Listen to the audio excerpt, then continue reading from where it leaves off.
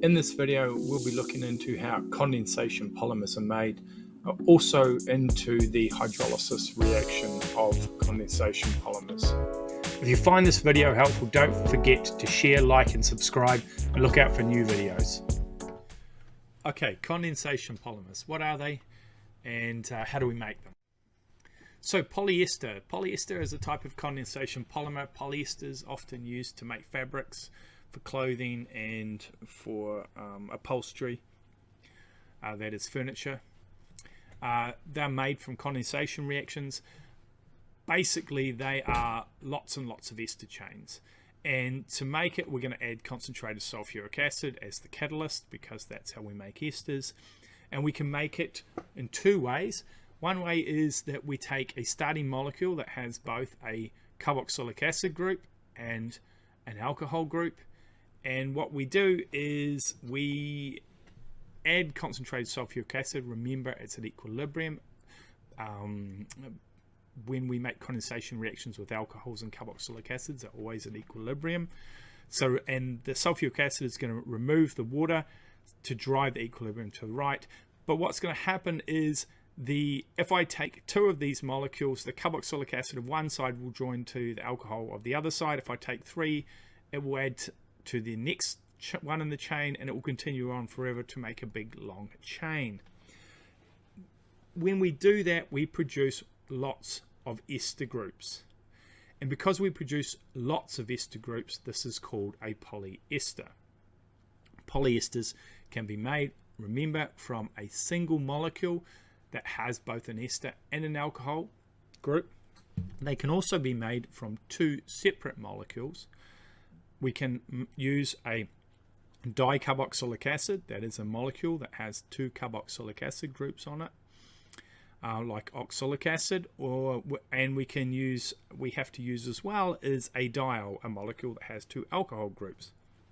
In this case, what would happen is we would take one of the carboxylic acids and then add a diol and join it to it, and then a carboxylic acid, and then a diol, and then a carboxylic acid, and then a diol.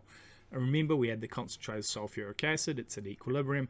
It's removing the water from here because remember, this is a condensation reaction. We are taking smaller molecules and we are joining them together to make a larger organic molecule, and also in the process removing small inorganic molecule, in this case water, not hydrochloric acid. So here we produce all of these ester bonds. This is another type of polyester, slightly different than the one above, and it's going to have slightly different properties if I was using it to make fabric or any type of plastic. Okay, as well as polyesters made from carboxylic acids, we can make them from acyl chlorides. Now we can do the same thing. We can use a single molecule and we can react it. This is just a straight arrow because they have it's an acyl chloride, so it isn't at equilibrium. It's very reactive with the alcohol. The acyl chloride group will react with an alcohol group on the next molecule, and then the one after, and then the one after, and we get a long chain of repeating esters, and that produces a polyester, just like the one we saw in the previous slide. We also can carry it out using two separate molecules, a diacyl chloride and a diol. Again, where we just what we do here is we add one acyl chloride is attached to a diol, to an acyl chloride, then a diol, then an acyl chloride, and we get a big long chain again with multiple ester groups joining it together, and this is another type of polyester. Now this type of production of polyester is going to happen easier at a lower temperature because we're using this very reactive acyl chloride group. Polyamides. Polyamides are a special type of condensation polymer. They form very tough, strong plastics. They're used in places such as nylon for stockings, and they're also used for fishing line, used for things like shatterproof glass, and they're used for bulletproof clothing. So how do we make these types of compounds? Well, polyamides are made in the same way as polyesters are made, through condensation reactions. We can take an acyl chloride and a molecule with an acyl chloride group and an amine group, and that can undergo reaction with itself in big long chains, as the polyesters do, to produce what's called polyamide or polypeptide. In this case we'll use the word polyamide because it's not biological. Notice it has these multiple amide groups, and this will go on for hundreds or thousands of atoms in a row to produce big long chains of it, that when they have lots of big long chains together produce a plastic type substance. We can also produce a polyamide from having a diacyl chloride, and we can take a diamine and we can react them together to produce another type of polyamide. Notice here that we have 5 amide groups here. So this is a polyamide, a specific type of plastic. This is called nylon, a type of nylon. The type of nylon that is used that we use for things like Kevlar vests or very high tensile strength nylon plastic is nylon 66. We can also produce produce polymers by using a carboxylic acid and a amine. But if we use a carboxylic acid and amine, we have a problem, and the problem is that this is an acid functional group and this is an amine functional group, which is a base functional group. So if I was to put a carboxylic acid and amine together, they would undergo an acid-base reaction, with the carboxylic acid transferring its hydrogen to the amine, so it became an aminium ion. However, if we carry this out over 300 degrees Celsius, we can have these two functional groups react together to produce an amide bond and produce water molecule.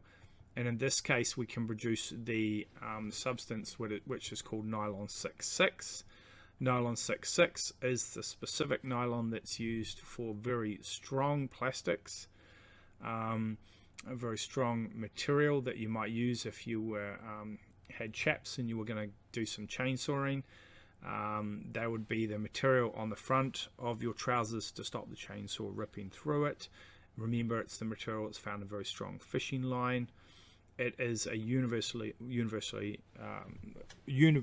plastic that is used for lots of applications, and it's made from this molecule here, and the dicarboxylic acid and the diamine, the 1,6-diamine hexane.